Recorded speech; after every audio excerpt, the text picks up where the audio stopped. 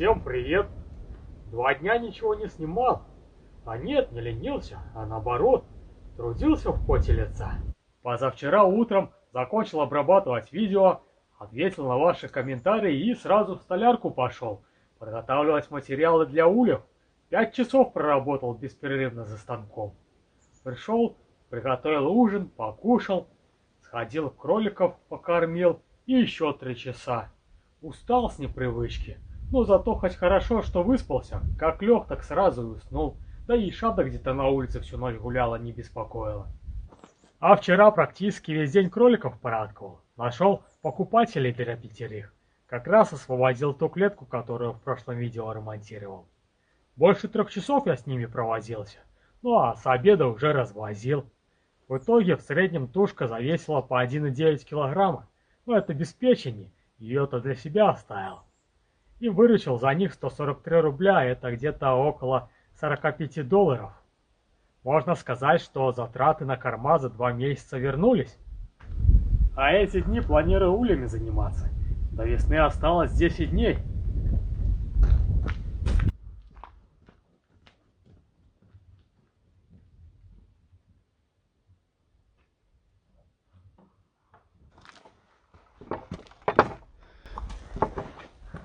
Вот то, что творится. Что тут устроили, а?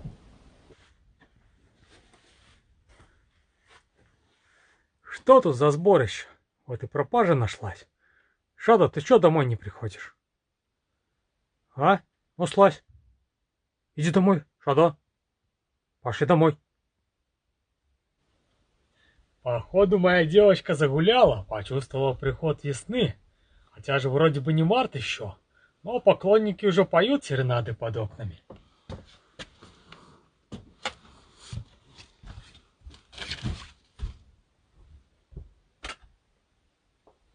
Решил все-таки оделать улья не из досок. Ну, материал на них-то у меня вроде бы есть. Но вот я подумал, что в моей округе очень много озер, да и до Балтики не так далеко. И получается, влажность практически всегда больше 95%, и лишь за редким случаем опускается ниже 90%. Ну а при таких климатических условиях очень большие теплопотери. И чтобы сделать более-менее комфортные условия в любую пору года, придется сделать их довольно толстыми. Ну, к примеру, те улья, которые остались от деда, сделаны по такому принципу. Внутри доска 40-я, затем 3-4 сантиметра длинная костра и обшито это все дюймовой доской. Если делать по такому же принципу, то они получатся довольно такими громоздкими и тяжелыми, и одному с ними будет не справиться. Да и к тому же сосед говорил, что в округе очень маленький взяток, и возможно еще придется ехать кочевать с ними. Пересмотрел я много видео на эту тему с различными конструкциями и решил делать из полистирола. Материал очень теплый, легкий, но только что хрупкий, и по некоторым отзывам пчелы любят его погрызть. И хотел же, как некоторые пчеловоды, фольгой изнутри обклеить. Да вот только не нашел самоклеящей шире 10 сантиметров. Пришлось бы с ней повозиться долго. Да и по моим наблюдениям, порой, когда рамку достаешь, можно углом о корпус стукнуть, либо пчелы сильно заставную приполисуют и придется стамеской ее отдирать, и фольгу можно повредить. Так решил изнутри вместо фольги фанеры обклеить. Все же материал покрепче будет, и если что, можно будет и стамеской спокойно пошкрабать, и при необходимости огнем продезинфицировать, да и пчелам контактировать с деревом попривычнее будет. С расчетами уже вроде закончил, и получились чертежи такими насыщенными и информацийными. Пришлось по несколько раз пересчитывать, чтобы подогнать под все размеры. Ну, когда соберу улик и перепроверю все, то перерисую, чтобы было, если кому-то понадобится. Теперь по ним нужно раскроить материал и приступать к сборке.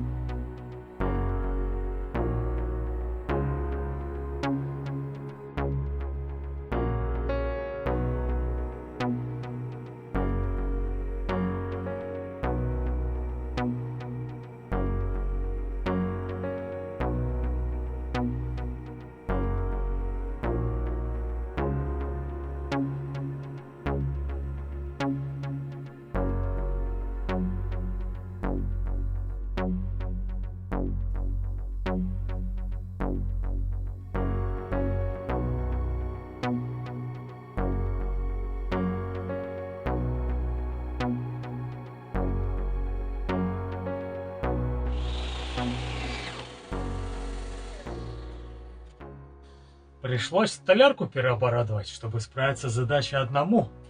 Листы-то не тяжелые, а вот неудобные, размером 152 на 152, да и гнутся сильно, так как брал самые тонкие, что нашел, по 4 миллиметра.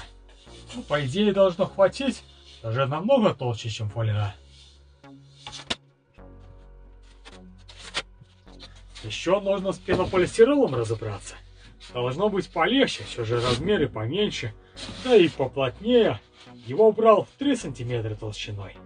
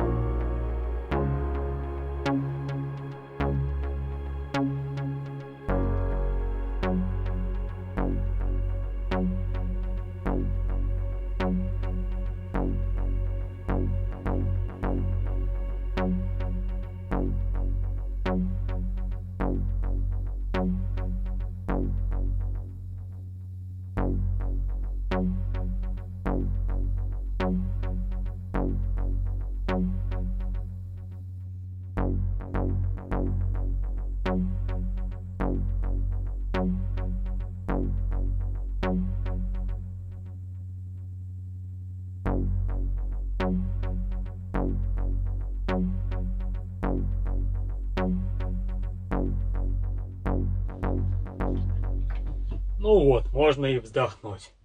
В итоге решил резать на циркулярной пиле. Сначала пробовал с помощью канцелярского ножа, точнее лезвия из-под него. Прикрутил так саморезами под углом к брусочку, брусочек приделал к станине и резал, но получилось им не очень-то удобно. Получается, у ножа очень большое сопротивление, плюс еще сопротивление стола, заготовка не очень жесткая, в итоге она дергалась и рез получался кривым. Это может быть, если бы еще каретка была и ходила параллельно лезвию, то было бы сопротивление одного ножа, то может быть и получше получилось.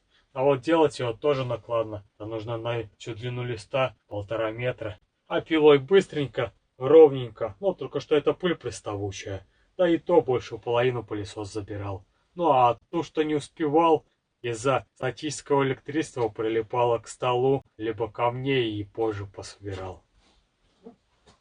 Для 300-х корпусов практически все готово, а осталась еще одна деталь, но ее делать не буду. Хочу начать склеивать, а пока они будут сохнуть, как раз все и довырезаю. Но только что на улице сейчас минус. Придется перебираться в дом. Откладывать и ждать умора погоды некогда.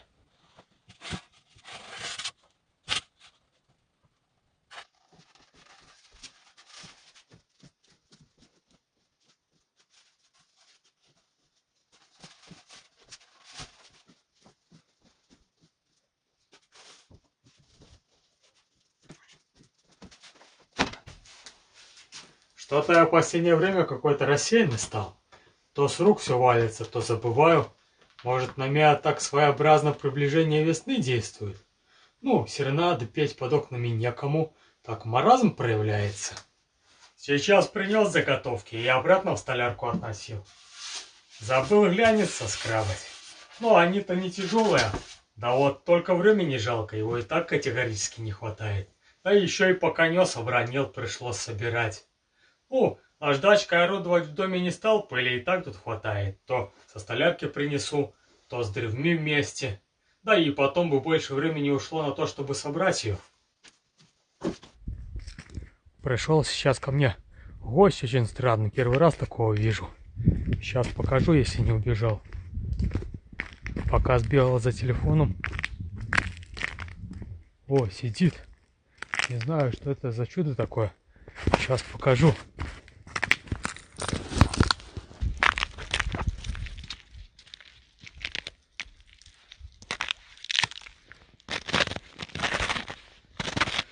Уже очень старый.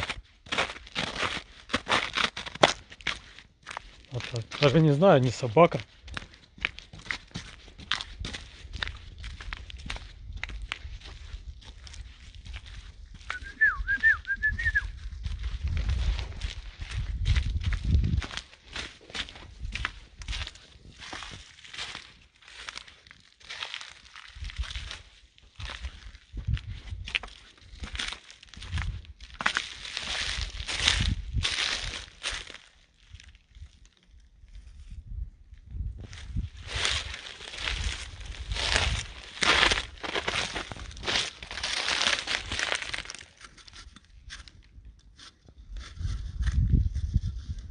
Полез под баню.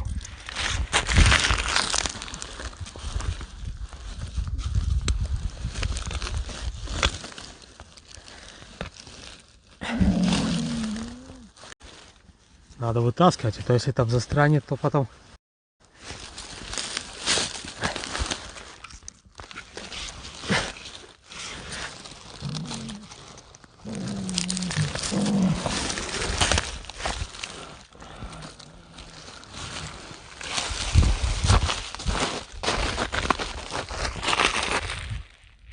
Кто-нибудь знает, что это за зверь? Очень старый.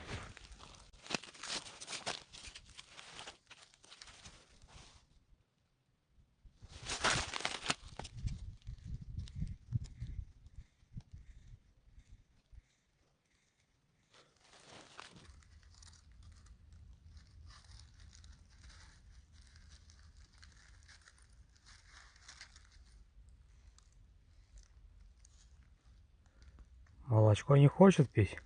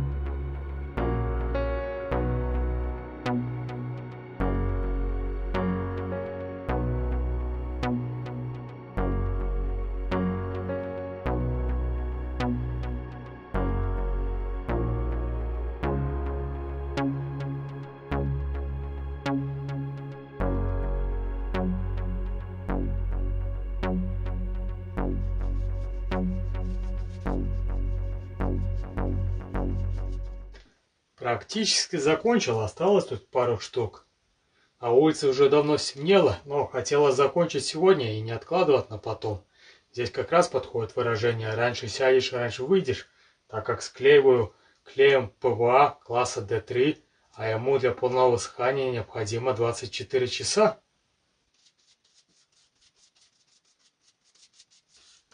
Промазываю полностью, хотя можно было бы так в нескольких местах и держалось бы, но будет понадежнее.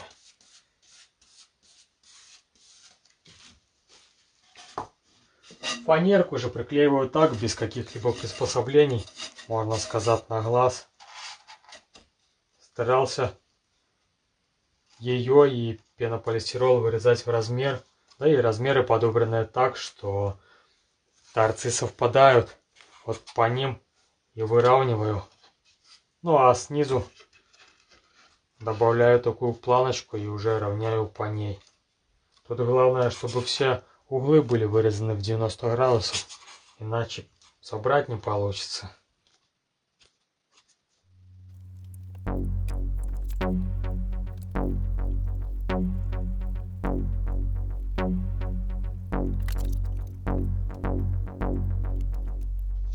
Ну вот, Найти чем прижать посильнее. И можно идти спать. Ну еще сходить проведать, как там гость.